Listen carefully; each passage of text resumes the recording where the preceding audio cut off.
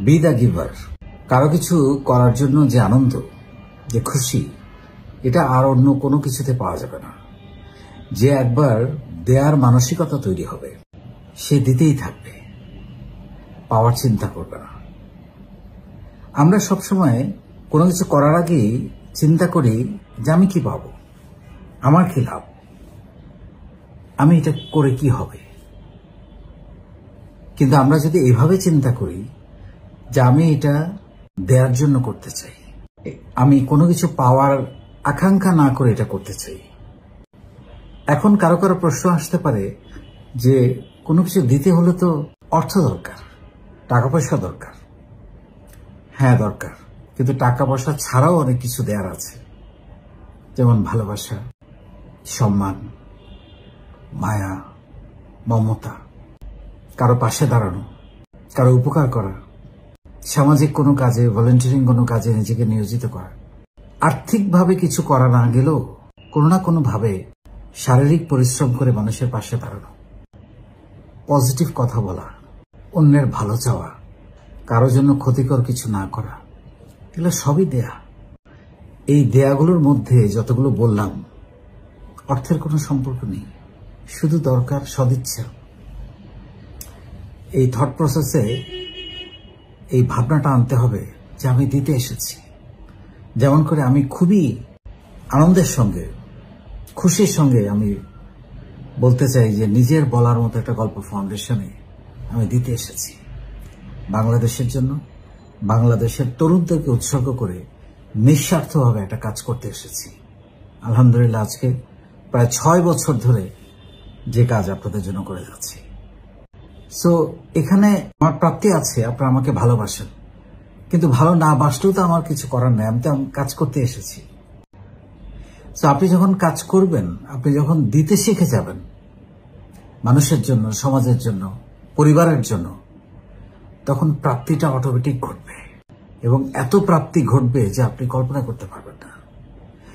বিজনেসেও কিভাবে আপনি দিতে পারেন সেটা আমি একটু বলতে চাই।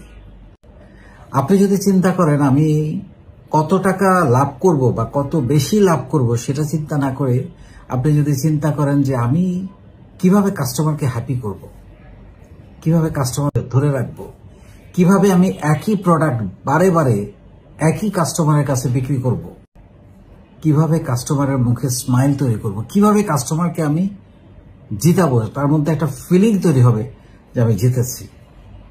আপনি জিতবেন, আপনার কোম্পানি জিতবে, ওই কাস্টমার আরো অনেক কাস্টমার আপনার জন্য নিয়ে আসবে, আপনার মার্কেটিং কস্ট লাগবে না, সে আপনার কোম্পানির সেলস অ্যাম্বাসেডর হয়ে যাবে।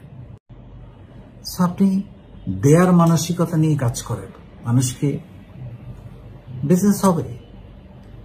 আপনি যদি দেখেন প্রত্যেকটা জিনিস কিন্তু লাভের সঙ্গে সম্পর্কিত।